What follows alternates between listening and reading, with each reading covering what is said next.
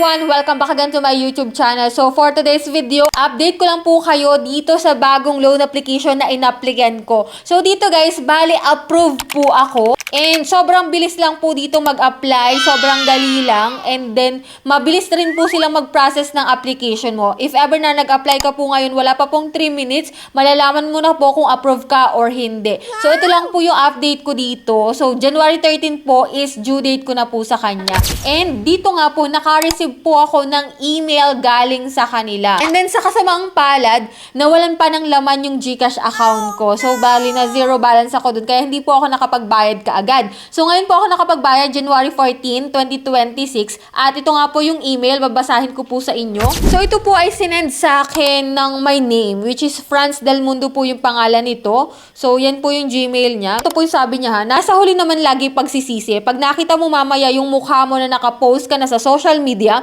saka kagagawa ng paraan para magbayad, di ba? Mga bobo kasi kayo. Wow, ang sakit nun ha. Kikilos lang pag nakita ng nakapost yung mukha sa Facebook.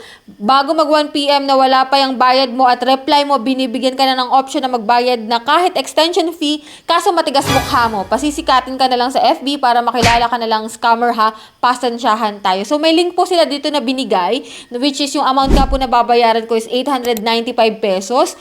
So ang loan amount po na na-approve sa akin dito is 900 pesos. Ito pa guys sobrang bilis nga po nila mag-approve. Yun nga lang po talaga, wala po akong na-receive na amount. At kaya ko po yung patunayan ha, kasi nag-send po ako sa kanila ng GCash transaction ko na wala po talagang pumapasok na 540. So 540 na nga lang guys yung marireceive ko doon sa 900 pesos. Tapos wala pang pumasok. At nakita ko guys na merong ibang nakalagay na ibang GCash account number yung nasa disbursement account, which is number ko naman po yung nilagay ko doon. Pero nung nakita ko na disburse na yung pera, pumasok daw, ibang number na po yung nakalagay doon sa application. Kaya if ever man na gusto mong mag-try dito kay IPC Loan, so ito po ay downloadable sa App Store. At di ko po kayo pinupush na umutang pa rin dito guys ha. Anyway, ito lang naman po ay based sa aking experience. So sinishare ko po ito dahil naranasan ko yung mga ito. So hindi po dahil sa sinisiraan ko yung loan application. So ito po ay naranasan ko talaga sa kanila. At hindi naman ako dito magsisinungaling kung may na-receive ako o wala, diba?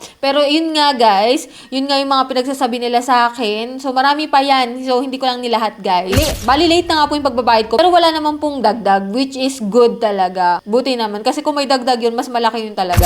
Kaya ingat po kayo sa mga ganitong loan application. Alamin nyo muna yung review bago kayo mag-apply. Alamin nyo muna kung magkano yung pwede nyo ma-receive, yung interest na idadagdag, at kung hanggang kailan siya babayaran. Pa at least aware kayo. So, lagi ko nga pong sinasabi na utang ay malaking responsibilidad guys. Kaya if ever man na gusto nyo umutang dyan online, pag-isipan nyo makailang ulit. So that's it. Share ko lang po itong experience na to para maging aral din po sa iba. So, kaya for those na gusto yung mga ganitong video, click nyo lang po yung subscribe button and turn on the notification bell. So bye-bye na muna for now guys. See you on my next video.